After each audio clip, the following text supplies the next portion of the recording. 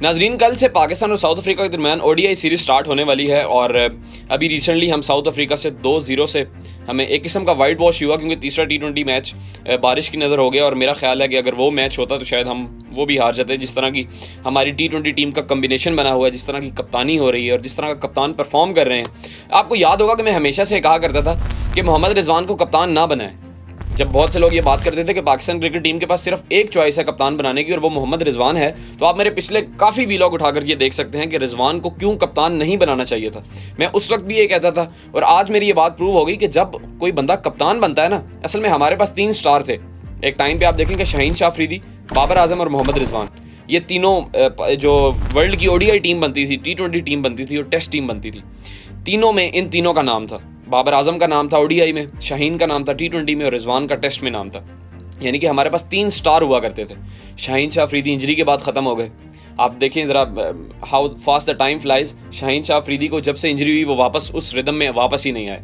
बाबर आजम को हमने खुद गिराया, कुछ उनकी खुद की गलतियां थी जो उन्होंने कप्तानी पहले उनसे ली गई, फिर उन्होंने खुद कप्तानी एक्सेप्ट की, फिर वो बुरी तरह T20 वर्ल्ड कप हारे। अब आप उनकी फॉर्म देख सकते हैं कि बाबर आजम कहाँ स्टैंड कर रहे हैं, जबकि एक टाइम पे ये कहा जा रहा था कि बाबर आजम पाकिस्तान के तो वो अब भी ग्रेटेस्ट एवर बैट्समैन है जो पाकिस्तान ने प्रोड्यूस किए, लेकिन वर्ल्ड में फेब 4 में उनका नाम आ रहा था, जो टॉप फेब 4 थी, जिसमें जो रूट हैं, स्टीव स्मिथ हैं, केन विलियमसन हैं और विराट कोहली हैं, तो उसमें उनका नाम लिया जा रहा था कि ये अब फेब 5 बनने जा रहा है। लेकिन बाबर आजम ने अपनी गलतियों की वजह से अपने आप को किस नहज पर लाकर खड़ा कर लिया। तीसरे हमारे पास एक ही स्टार बचे थे, वो थे मोहम्मद रिजवान, और इसलिए मैं कहा करता था कि इनको कप्तान ना बनाएं, ये हमारे पास एक स्टार हैं, कम से कम इनको तो रहने दें। लेकिन खैर हमने उनको कप्तान बनाया और उनकी परफॉर्मेंस आपके सामने है।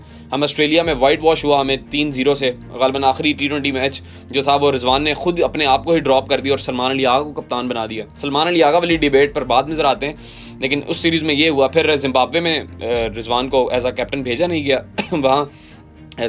वहाँ सलमान को कप्तान बनाया गया। पाकिस्तान ने 2-1 से सीरीज़ जीती। अब साउथ अफ्रीका वाली सीरीज़ में आप हालत देख सकते हैं कि रिजवान कितना मिजरेबली बैटिंग कर रहे थे उन 2 सीरीज़ में और कितनी उन्होंने गंदी कप्तानी की इन 2 T20 मैचेस में, कि सुफियान मुकीम को 19वां ओवर दिया जा रहा है, वहाँ पर वो मार खा रहे हैं। फिर अगले मैच में जहाँ जो स्पिनर्स जहाँ पर अच्छा काम कर रहे थे वहाँ पर सुफियान मुकीम को खिलाया नहीं गया। तो ये हालत थी पाकिस्तान की इस सीरीज़ में। अब कल से पाकिस्तान की ओडीआई सीरीज स्टार्ट होने जा रही है साउथ अफ्रीका के खिलाफ, और साउथ अफ्रीका की एक स्टार स्टडी 11 है। अगर मैं आपको पाकिस्तान की 11 से पहले ज़रा साउथ अफ्रीका की 11 दिखाऊं, माजरत साउथ अफ्रीका का स्क्वाड बताऊं, तो टेम्बा बाबूमा जो कि उनके कप्तान हैं, बड़े अरसे से परफॉर्म भी कर रहे हैं, टेस्ट सर्किट में बड़ा अच्छा परफॉर्म करते हैं। अभी रिसेंटली श्रीलंका के खिलाफ उन्होंने 1-2 100 किए। इसके अलावा टॉनी डी जॉर्जी बड़े एग्रेसिव बैट्समैन हैं। हेनरिक क्लासन ये तो होंगे ही, IPL में इतने महंगे बिके हैं और पाकिस्तान को भी इन्होंने बड़ा मारा पिछले मैच में। इसके अलावा एडन मार्करम वंडरफुल प्लेयर, बहुत अच्छे कप्तान भी साबित हो रहे हैं T20 में साउथ अफ्रीका के लिए, क्योंकि पाकिस्तान की सीरीज़ में रेस्ट करवाया गया था इनको, और लेकिन वैसे बहुत अच्छे कप्तान हैं। इसके अलावा डेविड मिलर हैं, आप जानते हैं डेविड मिलर क्या कर सकते हैं। इसके अलावा रायन रिकल्टन हैं जो कि विकेट कीपर बैट्समैन हैं। ट्रिस्टियन स्टब्स हैं।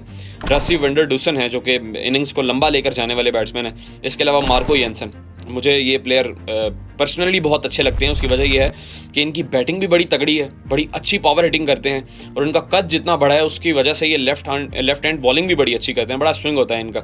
वर्ल्ड कप में इन्होंने बड़ा फंसाए रखा हर ओपनिंग बैट्समैन को। इसके अलावा एंडीले पेलेक वायो, जो कि आपको याद हो सरफराज ने एक दफ़ा इनके बारे में कुछ कहा था, आप देख सकते हैं यूट्यूब पर जाकर। इसके अलावा बार्टमैन बड़े अच्छे फास्ट बॉलर हैं, अभी पिछली सीरीज़ में भी बड़ी अच्छी इन्होंने बॉलिंग की, जो T20 सीरीज़ अभी हुई है पाकिस्तान के साथ इनकी। केशव महाराज, इनको T20 में रेस्ट करवाया गया था, अब वापस आए हैं। मफाका, ये बड़े अच्छे फास्ट बॉलर हैं। इसके अलावा कागिसो रबाडा, उनको कौन नहीं जानता, फास्टेस्ट बॉलर हैं। इसके अलावा तबरेज शमसी जो कि चाइनामैन हैं।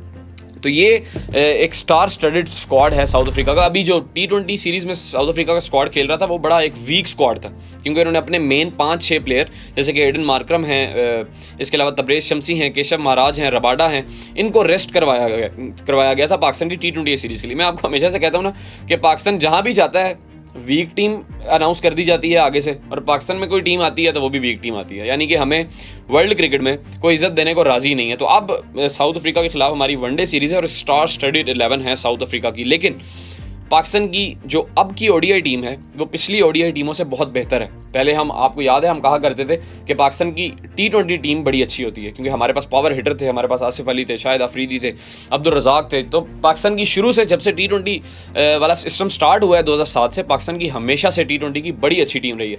सरफराज के दौर में अगर आपको याद हो, हम 9 लगातार T20 सीरीज़ जीते थे और तब पाकिस्तान नंबर 1 पे था और बड़े अरसे नंबर 1 रहा। लेकिन अब की जो पाकिस्तान की, चूंकि पाकिस्तान ने कम्बिनेशन ट्राई कर रहा है, आप यकीन करें कि पिछले 7 T20 मैचेस में पाकिस्तान ने 6 न्यू ओपनिंग पेयर्स ट्राई किए, जबकि इसके बरक्स वनडे में हमारा एक कंसिस्टेंट ओपनिंग पेयर है जो कि अब्दुल्ला शफीक और साइम अयूब का है, और वो बड़ा कामयाब भी साबित हुआ ऑस्ट्रेलिया में भी और उसके बाद जिम्बाब्वे में भी। और लेकिन इससे पहले क्योंकि हम अब चैंपियंस ट्रॉफी खेलने जा रहे हैं फेब में, तो हमारे पास 2 प्लेयर्स मिसिंग हैं यहाँ पे, फ़खर जमान और इमामुल हक, जो कि वनडे में ओपनिंग किया करते थे। चले इमाम की जगह तो साइम ने आकर ले ली, वो एक बड़े अच्छे बैट्समैन हैं, बड़ा परफॉर्म भी कर रहे हैं। अभी रिसेंटली उन्होंने 98 नॉट आउट किया साउथ अफ्रीका के खिलाफ, तो he is proving himself. Aahista Aahista वो ग्रूम कर रहे हैं और उनकी ग्रूमिंग की ये भी वजह है कि उन्होंने डोमेस्टिक सीजन खेले 2-3, जहाँ से उनकी मैच्योरिटी आई और अब वो इंटरनेशनल सर्किट पर नज़र आ रही है। और फ़खर जमान के साथ जो PCB का मसला चल रहा है, आप सब जानते हैं, अक्सर मैंने कुछ रोज़ पहले उस पर वीलॉग भी किया था कि फ़खर जमान का इशू है क्या और अब आगे उनका फ्यूचर क्या है, तो आप वो जाकर वीलॉग देख सकते हैं।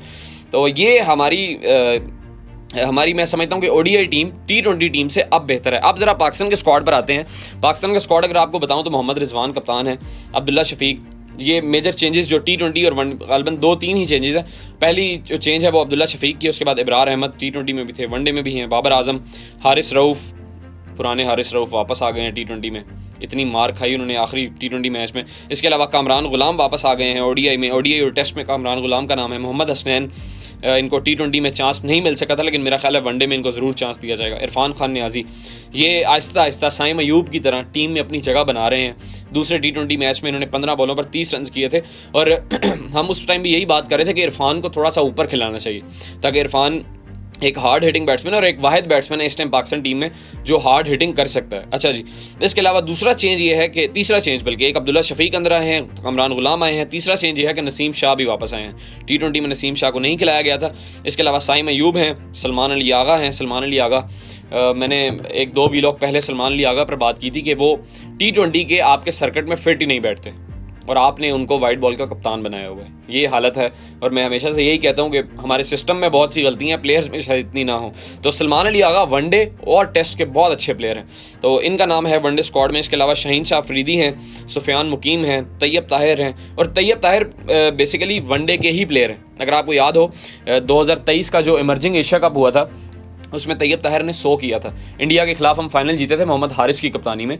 तो तैयब ताहिर बेसिकली वनडे के ही प्लेयर हैं। आई डोंट नो उनको T20 स्क्वाड में आपने क्यों रखा हुआ है।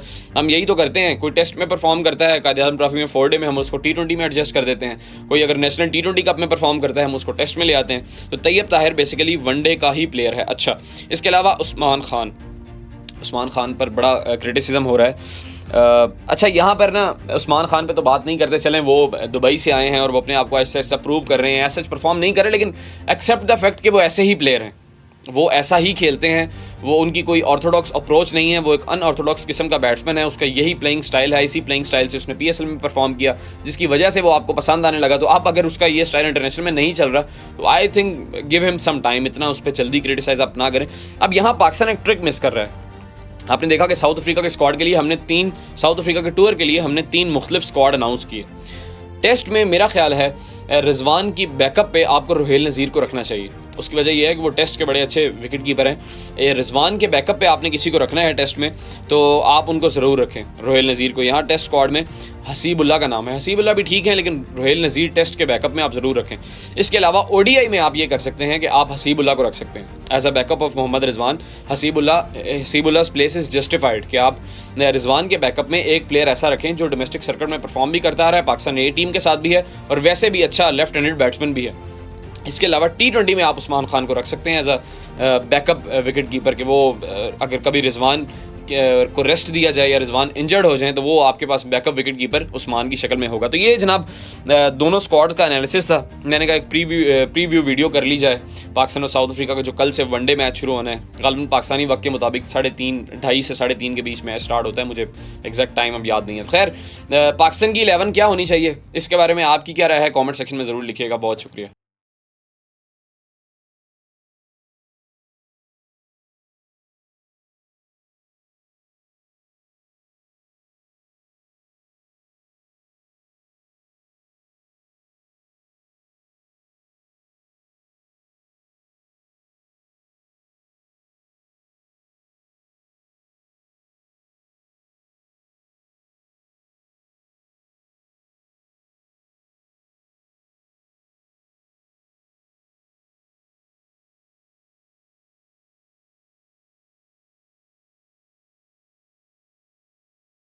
असल में हमारे पास 3 स्टार थे। एक टाइम पे आप देखें कि शाहीन शाह अफरीदी, बाबर आजम और मोहम्मद रिजवान, ये तीनों वर्ल्ड की ओडीआई टीम बनती थी, T20 टीम बनती थी और टेस्ट टीम बनती थी। तीनों में इन तीनों का नाम था। बाबर आजम का नाम था ओडीआई में, शाहीन का नाम था T20 में और रिजवान का टेस्ट में नाम था। यानी कि हमारे पास 3 स्टार हुआ करते थे। शाहीन शाह अफरीदी इंजरी के बाद खत्म हो गए। आप देखें जरा how fast the time flies. Shaheen Shah Afridi को जब से इंजरी हुई वो वापस उस रिदम में वापस ही नहीं आए। बाबर आजम को हमने खुद गिराया, कुछ उनकी खुद की गलतियां थी जो उन्होंने कप्तानी पहले उनसे ली गई, फिर उन्होंने खुद कप्तानी एक्सेप्ट की, फिर वो बुरी तरह T20 वर्ल्ड कप हारे। अब आप उनकी फॉर्म देख सकते हैं। एक टाइम पे ये कहा जा रहा था कि बाबर आजम पाकिस्तान के तो वो अब भी ग्रेटेस्ट एवर बैट्समैन है जो पाकिस्तान ने प्रोड्यूस किए, लेकिन वर्ल्ड में फेब ओवर में उनका नाम आ रहा था। जो